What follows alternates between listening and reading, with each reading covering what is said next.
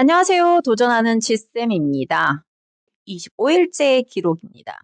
이번 시간에는 학생 실력 향상 영상 쉽게 관리하는 법이라는 주제로 준비해 봤습니다.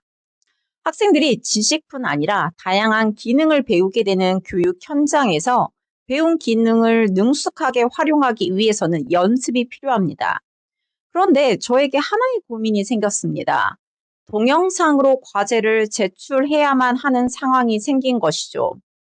학생들이 기타 수업을 시작했는데 이 코드 연습을 해와야 다음 진도를 나갈 수 있을 거란 생각이 듭니다. 어떻게 해야 꾸준히 연습할 수 있도록 설계할 수 있을까요? 그리고 1년간 배우는 기타 실력의 성장을 파악하고 성찰할 수 있는 데이터를 효과적으로 수합할 수 있는 방법, 그리고 이를 효율적으로 어떻게 관리할 수 있을지 고민입니다. 11일째 기록이었던 온라인 음성 녹음기로 구술평가 생활화하기에서 음성과 관련된 접근 방식을 공유했었습니다. 그런데 학생들이 자신의 핸드폰으로 동영상을 찍고 링크를 공유하는 방식은 학생들에게 쉽지 않은 과정이라는 생각이 들었습니다. 이를 자신의 드라이브나 구글 포토 등에 올리고 그 링크를 복사하여 제출을 해야 하니까요. 그런데 동영상은 폰으로 접근하는 것이 편하고 상대적으로 구글 워크스페이스는 핸드폰으로 접근하여 편집하는 것이 다소 불편합니다. 구글 드라이브나 구글 포토에 학생들이 직접 올릴 수도 있지만 제출 여부를 교사가 한눈에 파악하는 것이 그렇게 쉽지는 않죠. 그래서 생각한 방식이 구글 설문을 활용하기로 합니다. 그럼 동영상 녹화 파일 제출 설문 제작부터 특징까지 간단하게 알아보도록 하겠습니다. 그럼 간단하게 동영상 파일 제출 설문을 어떻게 제작하는지 한번 보여드리도록 하겠습니다.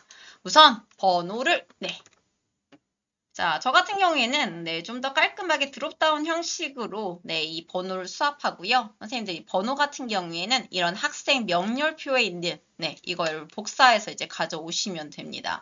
참고로 여기 있는 명단은 가명들입니다. 저희 반 학생 아니니까 참고해 주시고요. 자, 제가 이렇게 해서 붙여넣기를 이제 했습니다. 자, 그다음 두 번째. 질문 하나 추가해 보도록 하죠. 이번에도 드롭다운 버튼으로 하고, 기본적으로 선생님들이 기본적으로 갖고 있는 이 명렬표에 있는 거 복사하셔서 컨트롤 카피해서 저는 여기다가 바로 붙여넣기 컨트롤 V를 한 거고요. 자, 그래서 이름. 자, 그러면 마지막 이제 하나가 추가가 돼야 되는 부분이 바로 이 파일을 이제 올릴 수 있는 거죠. 그래서 여기 보시면 선생님들 파일 업로드라는 질문 유형이 하나 있습니다. 그래서 이 파일 업로드, 그래서 응답자가 드라이브에 파일을 업로드하도록 허용합니다 라고 있는데, 자, 이 파일 설문의 소유자의 구글 드라이브에 업로드 됩니다. 자, 그리고 파일 업로드 질문이 추가된 설문지에 응답하려면 다시 구글에 로그인해야 됩니다. 자, 그래서 신뢰하는 사용자에게만 이 설문지를 공유해야 한다라고 이제 나와 있죠. 계속 눌러주시고요.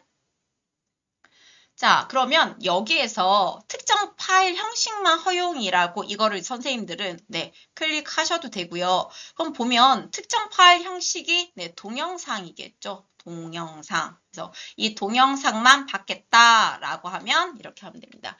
제목은 동영상 파일 제출. 이렇게 하시면 되고요.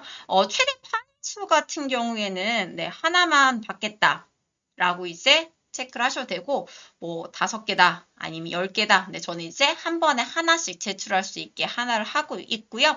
그리고 최대 파일 크기 같은 경우에는 1MB부터 100MB 10, 뭐 1기가 이런 식으로 되어 있는데, 저는 이거 같은 경우에는 한 1GB까지 이렇게 적어 놓고 있습니다.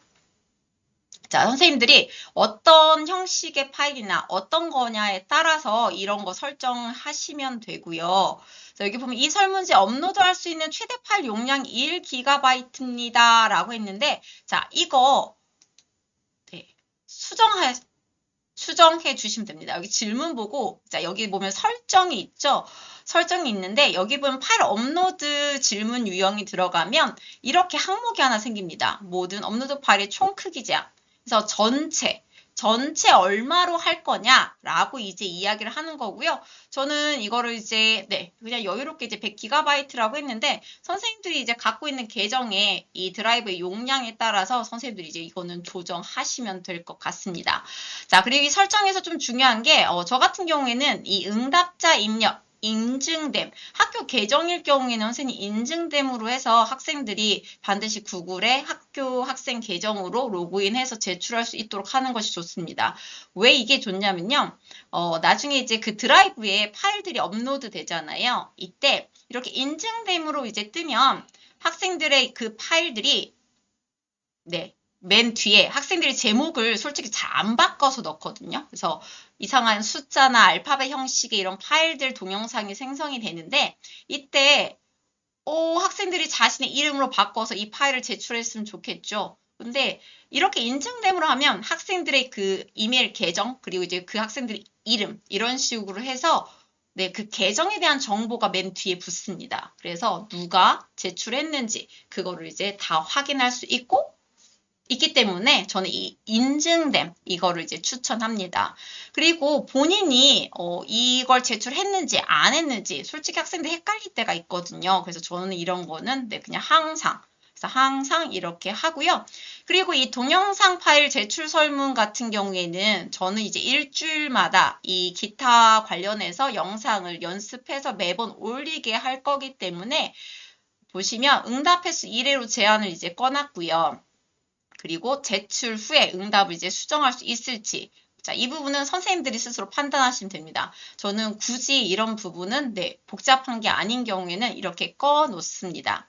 자, 그런데 우리가 알고 있죠. 그냥 제출에서만 끝나는 거는 교육적으로 그렇게 의미는 없습니다. 제가 그리고 이런 파일들을 일일이 다 확인하지는 않습니다.